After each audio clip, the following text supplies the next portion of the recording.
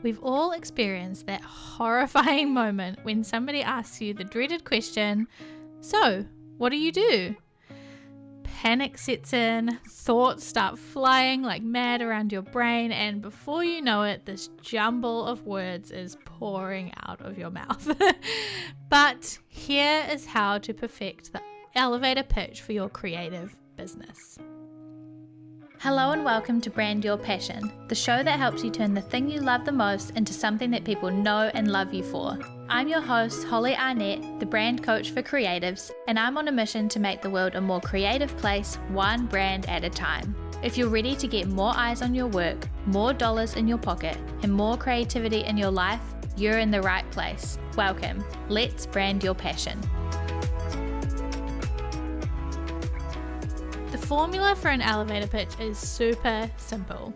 Whether you are in a literal elevator, talking to somebody at an event, or introducing yourself in an email, for example, you just need 3 simple things: your name, your job title, and what you do. Basically, it is structured like this. Hi, I'm X, I am an X, and I do X.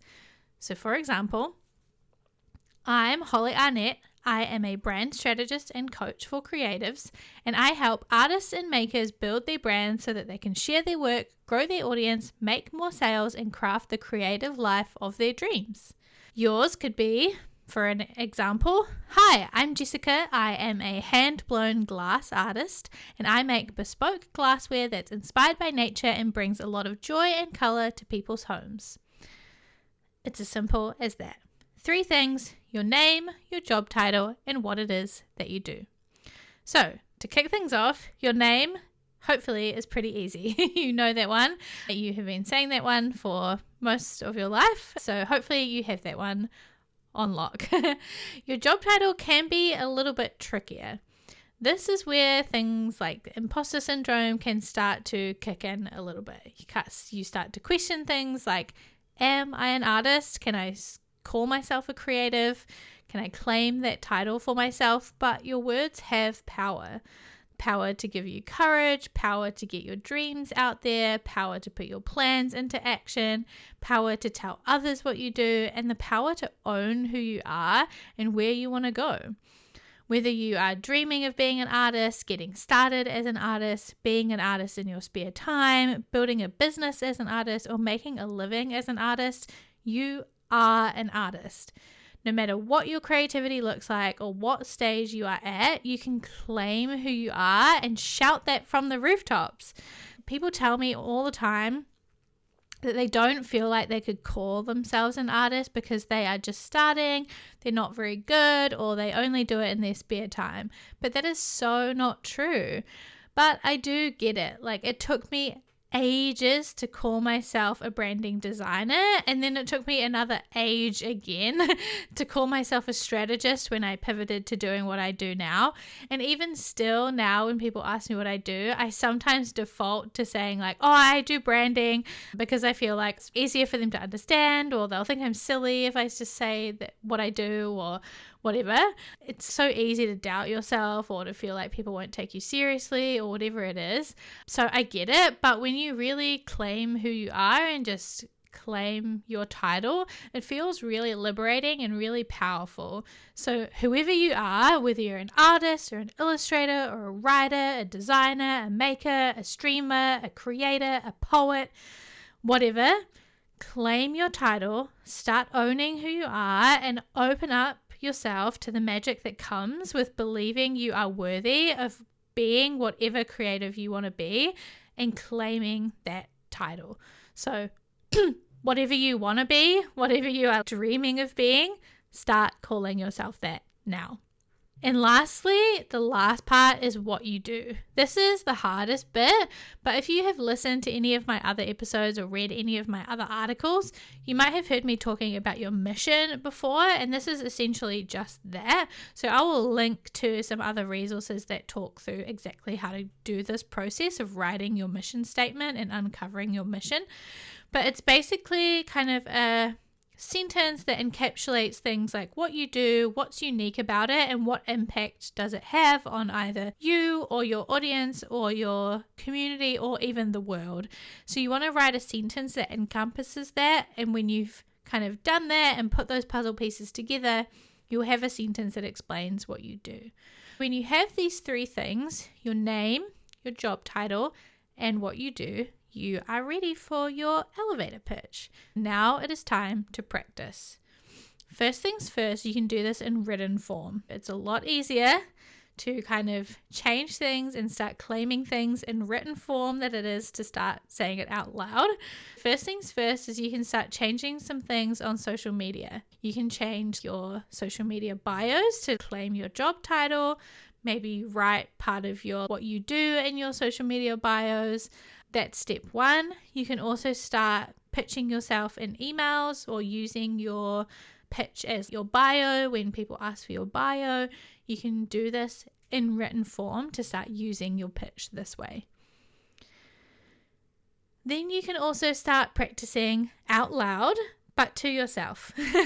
You might feel a little bit silly, but just start saying this out loud like I did just before. Practice someone asking you like, oh, hey, what do you do? Say like, oh, yeah, I'm a brand strategist and coach for creatives. And then imagine that they ask you like, oh, tell me more. Like, what is it about? You say, oh, so I help artists and makers to build their brand. So basically I help them share their work and grow their audience and make more sales so that basically they can craft the creative life of their dreams. And that's what I do. So practice having a conversation at home on your own. Then next time somebody actually asks you what you do, it's time to try this out. So it's okay if you bail.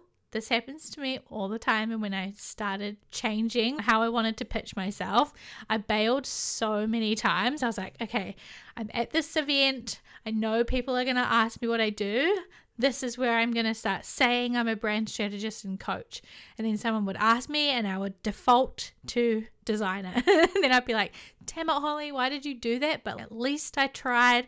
I had the intention. And then next time I tried again.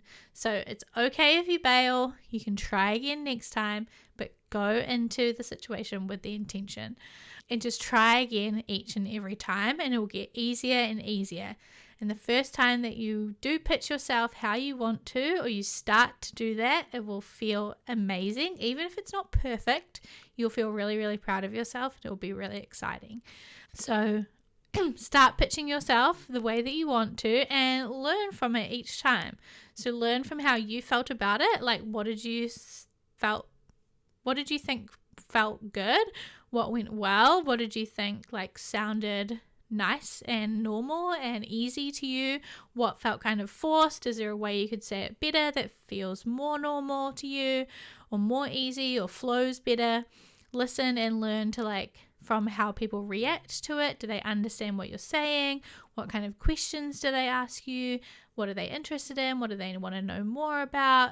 Listen and learn and adapt and grow. You can tweak your pitch and make it better, make it easier, make it flow better. You can learn and grow from there. And that is pretty much it. Not a long one for this episode today. I just wanted to give you a quick and easy tip and trick this week for perfecting the elevator pitch for your creative business, because I know it's like one of those things that is something that we're just expected to know how to do.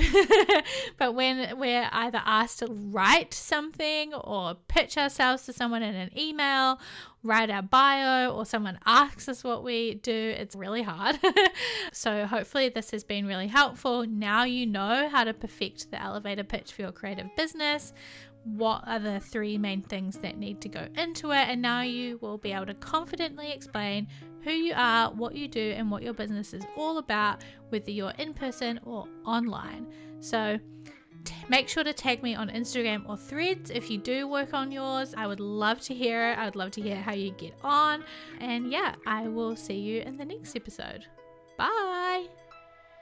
Thanks for listening to this week's episode of Brand Your Passion and choosing to spend time with me learning all about branding, business, and all things creativity. You can find more episodes just like this one at makerandmoxie.com/podcast. If you like this one, you can tap that subscribe or follow button so that you're notified about each and every new episode. And if you've got a spare second, please leave a review on iTunes or wherever it is that you're listening to this podcast, because I would absolutely 100% love to hear from you. If there were some helpful goodies in this episode for you, it would mean the world to me as well if you could screenshot that podcast player right now, hop on over to Instagram or Twitter and tag us at Maker and Moxie.